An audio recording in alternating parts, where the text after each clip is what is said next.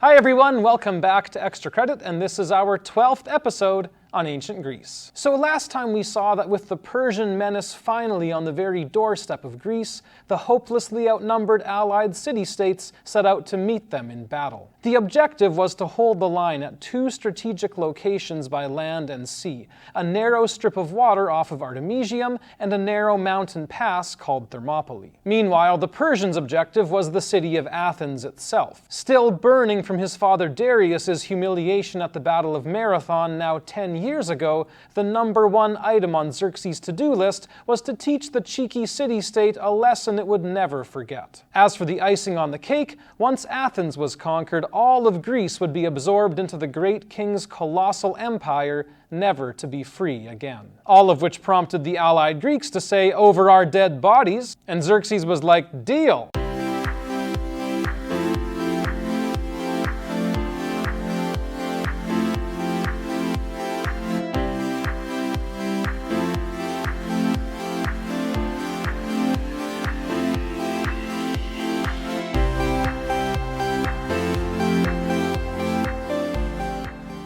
So the twin battles of Artemisium and Thermopylae took place over the same 3-day period in the late summer of 480 BC, and together they represent first blood in the epic showdown between Xerxes and Greece. Artemisium in particular was the testing ground of the Greek navy, which, as we learned last time, was now dominated by 200 brand new gleaming triremes from Athens. In fact, out of the allied fleet of 271 warships, a full 200 came from Athens, meaning that when it came to questions of strategy, the Athenian commander Themistocles' vote counted as 200. But as the ships from each side eased into the Strait of Artemisium, the Greeks already felt a little more wind in their sails, because as they scanned the enemy fleet, they could see that the gods had done at least some of their work for them. Just days earlier, a massive storm from the Hellespont had come thundering down on the Persian navy, smashing hundreds of their warships to pieces all along the coast of Greece. So yeah, Xerxes, I guess you should have hit that water a little harder, eh? The result of all this was that instead of being insanely outnumbered, the Greeks were now only ridiculously outnumbered, which is still an improvement. But in the end, despite the intense build-up, the Battle of Artemisium turned out to be somewhat anticlimactic, with neither side being able to land a knockout punch. That said, the Greeks definitely got in some good jabs, and showed that just because they were the underdogs didn't mean they were going to let themselves get pushed around. Over the course of 3 eventful days, Themistocles once again used his brain cells against overwhelming odds to outfox the Persians with his big bag of sneaky tricks. These included launching surprise assaults in the evening to pick off a few enemy ships before nightfall shut down the Persian counterattack, as well as a snazzy little maneuver in which the outnumbered Greek triremes formed a massive circle with rams facing outward in the classic hedgehog of death formation. The Battle of Artemisium was the Greeks' first taste of sea warfare on an epic scale, and the hits they landed went a long way towards boosting the Allies' confidence. They had proven that a whole lot of discipline and determination, together with a little touch of divine intervention, could really go a long way, with the Greek historian Plutarch commenting, "Artemisium was the place where the sons of Athens laid the shining cornerstone of freedom, for courage is the beginning of victory." But all the courage in the world couldn't make up for the staggering task still ahead of them, because after 3 days of holding the line at sea, a ship arrived at Themistocles' camp with heart-stopping news from the other half of the Allied operation on land. More than a week earlier, when the Athenians had still been testing the waters at Artemisium, a small band of Greek hoplites had arrived at the narrow mountain pass of Thermopylae. The drama that would unfold here over the course of 72 hours would go down as not only one of the most legendary moments in the Persian Wars, but in all of history. See, as the gateway to mainland Greece, if Xerxes wanted to get to Athens, he had to go through Thermopylae first. Thus, the Allies' brutally straightforward job was to keep the Persians on the other side of the pass for as long as humanly possible, until salvation arrived in the form of the main hoplite army. For what was essentially a suicide mission, the Greeks had chosen an advance guard of 4,000 men from a scattering of city-states across the mainland,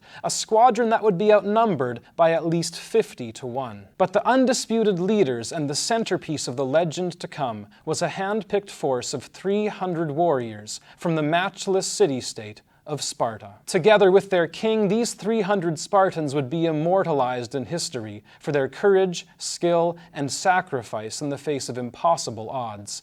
Thermopylae would be both their final and their finest hour. Now, Herodotus tells us that the gods had already foreshadowed the Spartans' fate when the Oracle of Delphi predicted that for the Greeks to defeat the Persians, a Spartan king would have to die. The king who had volunteered for this honor and whose name still echoes down the ages was Leonidas, a respected commander said to be descended from Hercules himself. And on a fun side note, was also married to the now grown-up sassy little girl from episode 7 who gave Aristagoras the verbal smackdown. As leader of the expedition, Leonidas's plan was to reinforce a stone defensive wall built across the pass that his men could use to shelter behind in between their skirmishes with the Persians. With open supply lines to the south and the narrow pass taking a serious bite out of the enemy's numerical advantage, there was reason to hope that the Allies could hold out here for a reasonable time. There was, however, a catch, a small mountain pathway leading around Thermopylae,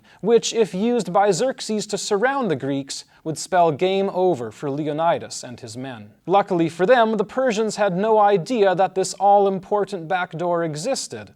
For now. So to plug this rather concerning hole in his plan, Leonidas detached a full 1/4 of his troops, sending 1,000 men to guard the secret path, while the rest of the Greeks got down to the main business of repairing the defensive wall in front. But as they worked, the thud of their hammers was soon echoed by a more ominous thud, distant at first but growing louder and louder every minute.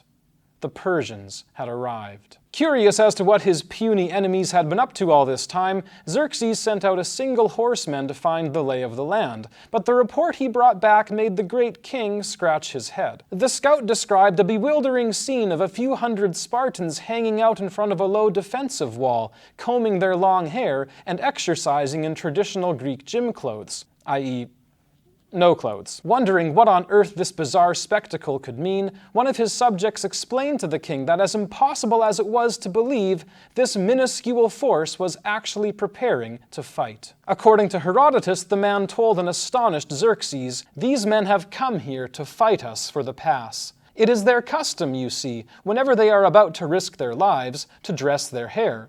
But rest assured, should you defeat them and their fellows still in Sparta, then no other people in the world will take up arms against you and stand in your path, for you are about to attack the bravest men in all of Greece."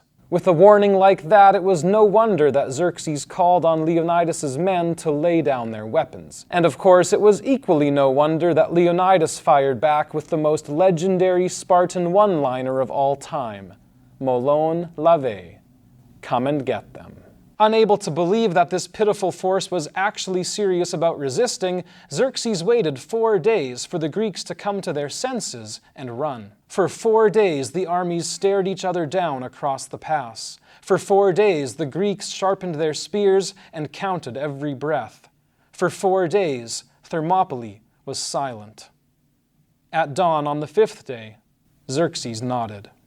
Hey everybody, thanks so much for watching Extra Credit. Hopefully you're enjoying the series so far and don't mind all the cliffhangers. This week's pop quiz is how many Greek soldiers in total went to Thermopylae? Drop off your answer in room 215. As always, work hard, read books, play outside, and we'll see you next time.